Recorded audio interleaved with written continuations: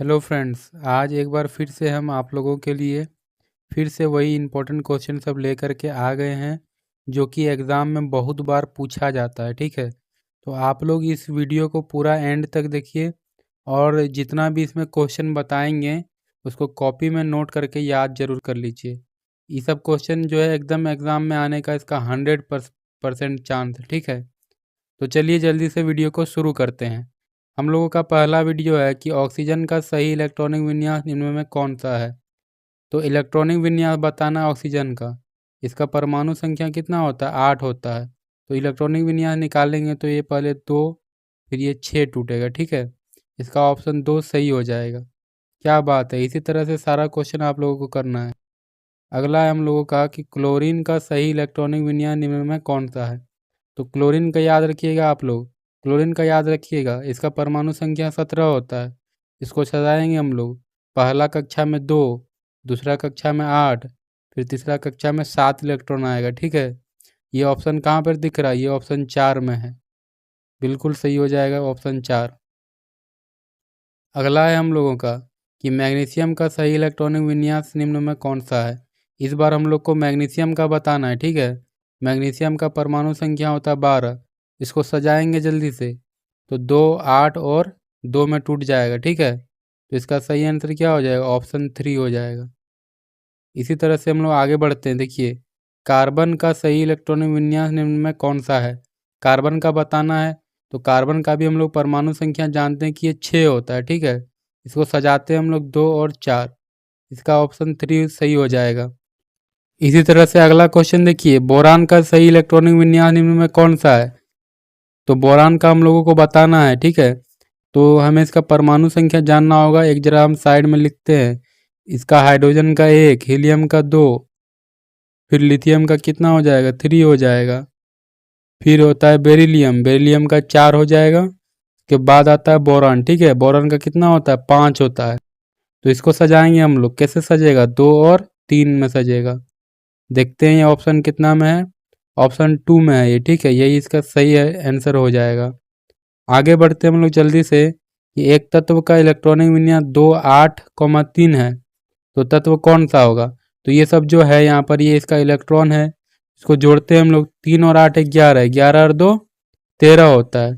तो 13 परमाणु संख्या वाला तत्व कौन सा है? बिल्कुल सही सोच रहे हैं, 13 वाला है एल्यूमिनियम। एल्यूमिनियम इसका सही आंसर हो जाएगा। आगे देखिए, एक तत्व का इलेक्ट्रॉनिक विन्यास 2, 8, 1 है तो तत्व होगा।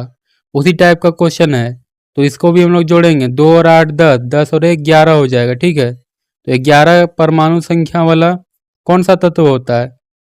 इसका हो जाएगा ऑप्शन 2। ठीक है, सोडियम जो होता है उसका परमाणु संख्या 11 होता है। आगे हम लोग देखते हैं, किसी तत्व में 6 प्रोटॉन 6 न्यूट्रॉन है तो इस तत्व का परमाणु द्रव्यमान क्या होगा। तो परमाणु द्रव्यमान को हम लोग ए से दिखाते हैं। ए बराबर क्या होता है? P+N होता है।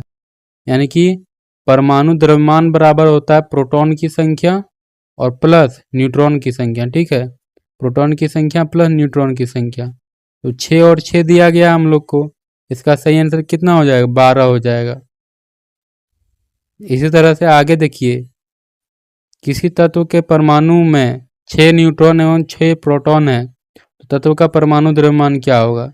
उसी टाइप से क्वेश्चन है कि किसी परमाणु में 6 न्यूट्रॉन है और 6 प्रोटॉन है तो इसका परमाणु द्रव्यमान कितना हो जाएगा? 12 हो जाएगा। आगे बढ़ते हैं हम लोग कि किसी तत्व के परमाणु में 13 प्रोटॉन और 14 न्यूट्रॉन है। ठीक है, तो तत्व का परमाणु द्रव्यमान बताना है। तो अभी हम लोग निकालें। ए बराबर क्या होता है? P+N होता है। तो प्रोटॉन की संख्या कितना दिया गया है? 13 दिया गया है और न्यूट्रॉन की संख्या हम लोग का 14 है। दोनों को ऐड करेंगे तो ऑप्शन 4 हो जाएगा सही आंसर। आगे बढ़ते हैं, किसी तत्व के परमाणु में 11 प्रोटॉन और 12 न्यूट्रॉन है। 11 और 12 जो है टोटल दिया गया है तो इसका परमाणु द्रव्यमान निकालना है। उसी तरह से ए निकालेंगे तो क्या करेंगे? 11 और 12 को जोड़ देंगे। इसका सही आंसर ऑप्शन 4 हो जाएगा, 23 आ जाएगा। ठीक है, आगे बढ़ते हैं हम लोग कि किसी तत्व के परमाणु में 18 न्यूट्रॉन और 17 प्रोटॉन है तो तत्व का परमाणु द्रव्यमान क्या होगा। सब का सब परमाणु द्रव्यमान वाला क्वेश्चन है। ठीक है, इसमें से एक क्वेश्चन जरूर आप लोगों का एग्जाम में आएगा। तो इसको जब हम लोग ऐड करेंगे तो कितना आ जाएगा, 35 आ जाएगा। ऑप्शन एक सही हो जाएगा। ठीक है, आगे बढ़ते हैं हम लोग कि किसी तत्व के एक परमाणु में 19 प्रोटॉन है, 19 प्रोटॉन है, 20 न्यूट्रॉन है, तो परमाणु द्रव्यमान क्या होगा। इसका आंसर आप लोग कमेंट में बताइए। ठीक है, क्योंकि सारा का सारा क्वेश्चन इसी टाइप का है। कमेंट में आप लोग इसको बताइए। अगला है हम लोगों का कि यदि किसी तत्व का परमाणु संख्या ए है और परमाणु द्रव्यमान जो है जेड है, तो उसके परमाणु में उपस्थित न्यूट्रॉनों की संख्या, तो न्यूट्रॉन की संख्या निकालेंगे तो हम लोग क्या करेंगे, जेड में से ए को माइनस कर देंगे। ठीक है, इसका सही आंसर कितना हो जाएगा, जेड माइनस ए, ऑप्शन 4 में है। आगे हम लोगों का यदि किसी परमाणु में इलेक्ट्रॉनों की संख्या 8 है, प्रोटॉनों की संख्या 8 है, तो परमाणु संख्या क्या होगी। तो याद रखिएगा, जो परमाणु का संख्या होता है यानी कि ए जो होता है, सॉरी ए नहीं, जेड, जेड जो होता है हम लोग का इलेक्ट्रॉनों की संख्या और प्रोटॉन की संख्या के बराबर होता है। तो ये हम लोग का कितना दिया गया, 8 दिया गया। ऑप्शन 3 सही हो जाएगा। आगे देखिए, इसमें से उत्कृष्ट गैस को बताना है, जिसको हम लोग नोबल गैस बोलते हैं। तो नोबल गैस को हम लोग को बताना है। ठीक है, नोबल गैस कौन होता है, हीलियम हम लोग का होता है। ये सब जरूर ही आप लोग याद कर लीजिए, ये सब बहुत ज़्यादा इंपॉर्टेंट है। इनमें कौन अक्रिय गैस है, अक्रिय गैस को बताना है। अक्रिय गैस इनमें हो जाएगा नियॉन। ठीक है, नियॉन को अक्रिय गैस में रखा जाता है। अगला है अक्रिय गैस नहीं है, तो अक्रिय गैस इसमें से कौन नहीं है। हीलियम हम लोग का अक्रिय गैस है, नियॉन भी अक्रिय गैस होता है। ठीक है, अगला है आर्गन, ये भी अक्रिय में आता है, लेकिन ये जो लिथियम होता है ये अक्रिय गैस नहीं होता है। इसका सही आंसर लिथियम हो जाएगा।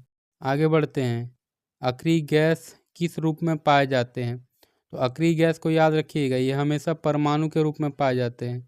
मतलब कि ये सिर्फ एक ही रहेंगे, जब भी रहेंगे तो ऐसे जैसे हाइड्रोजन है, एक ही हाइड्रोजन, इसमें 2 3 ये सब कुछ भी नहीं लगा रहेगा, ओनली एक रहेगा। ठीक है, इसी टाइप से रहेगा। आगे देखते हैं हम लोग, हीलियम परमाणु का द्रव्यमान 4U है और उसके नाभिक में 2 प्रोटॉन है, उसमें कितने न्यूट्रॉन है। तो द्रव्यमान इसका 4 दिया गया है, प्रोटॉन 2 है, तो न्यूट्रॉन निकालने के लिए घटा देंगे, 4 में से 2 गया 2। इसका ऑप्शन ये वाला सही हो जाएगा। आगे बढ़ते हैं हम लोग, एक तत्व की द्रव्यमान संख्या 23 है, इसमें 11 इलेक्ट्रॉन है, तो न्यूट्रॉन का संख्या क्या होगा। तो पहले तो हम लोग को प्रोटॉन निकालना, प्रोटॉन कितना होगा, इलेक्ट्रॉन के ही बराबर हो जाएगा, यानी कि 11 हो गया। ठीक है, अब जब हम लोग इसका निकालेंगे न्यूट्रॉन की संख्या, तो हम लोग घटा देंगे 23 में से 11 को, तो कितना आ जाएगा हम लोग का, यहाँ से 2 2 में 1 गया 1, 12 टोटल न्यूट्रॉन है। ठीक है, आगे बढ़िए, यदि किसी परमाणु में इलेक्ट्रॉनों की संख्या 8 है, प्रोटॉन की संख्या भी 8 है, तो परमाणु का क्या आवेश है। तो देखिए, इलेक्ट्रॉन है टोटल 8 तो, और प्रोटॉन भी है 8, तो ये इलेक्ट्रॉन का माइनस होता है, प्रोटॉन का प्लस होता है। ठीक है, तो यहाँ पर +8 और एक -8, दोनों जब कट जाएगा ना, कट के हम लोग को शून्य देगा, 0। इसका ऑप्शन एक सही हो जाएगा। अगर समान इलेक्ट्रॉन और प्रोटॉन रहेगा तो आवेश 0 हो जाता है। देखिए, अगला क्वेश्चन हम लोग का कि एक तत्व के समस्थानिक में होते हैं, तो इसको याद रखिएगा, इसका ऑप्शन 3 हो जाएगा सही, न्यूट्रॉनों की अलग अलग संख्या। ठीक है, समस्थानिक में क्या होता है, न्यूट्रॉनों की अलग अलग संख्या होती है, इसको याद रखिएगा। अब यहाँ पर उसी तरह से है कि एक तत्व के समभारिक में होते हैं, समभारिक में क्या होगा, प्रोटॉनों की अलग अलग संख्या, इसको भी आप लोग एकदम याद रख लीजिएगा। आगे देखते हैं कि कैंसर के उपचार में किसके समस्थानिक का उपयोग किया जाता है। तो इसको याद रखने का ट्रिक है कि कैंसर में जो है, सी से कैंसर और सी से कोबाल्ट। ठीक है, कैंसर में हमेशा कोबाल्ट के समस्थानिक का उपयोग किया जाता है, इसको याद रख लेना है आप लोगों को। आगे देखिए, घेंघा रोग के इलाज में किसके समस्थानिक का उपयोग होता है। तो घेंघा रोग आप लोग पढ़े होंगे, ये आयोडीन से संबंधित होता है, इसीलिए इसके उपचार में आयोडीन का समस्थानिक का उपयोग किया जाता है। आगे बढ़ते हैं हम लोग, कि एक ही तत्व के वे परमाणु जिनकी परमाणु संख्या समान लेकिन द्रव्यमान संख्या भिन्न भिन्न होती है कहलाती है। तो ये जो है ये परिभाषा है, किसका परिभाषा है?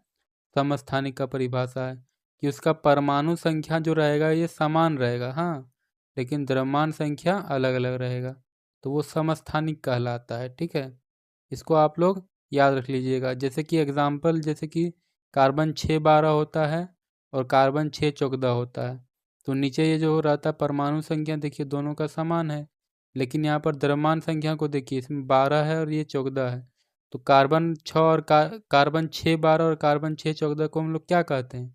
समस्थानिक कहते हैं। ठीक है, तो आज के इस वीडियो में हम लोग इतना ही क्वेश्चन को देखेंगे। ठीक है, यहाँ तक अगर आप लोग बने हुए हैं तो इसका मतलब आप लोग पढ़ाई में थोड़ा ध्यान दे रहे हैं, और आप लोगों को पढ़ाई में ध्यान देना भी चाहिए, क्योंकि अभी आप लोगों का एग्ज़ाम जो है काफ़ी नज़दीक आ गया है। ठीक है, मिलते हैं नए वीडियो में आप लोगों से, तब तक आप लोग पढ़ते रहिए।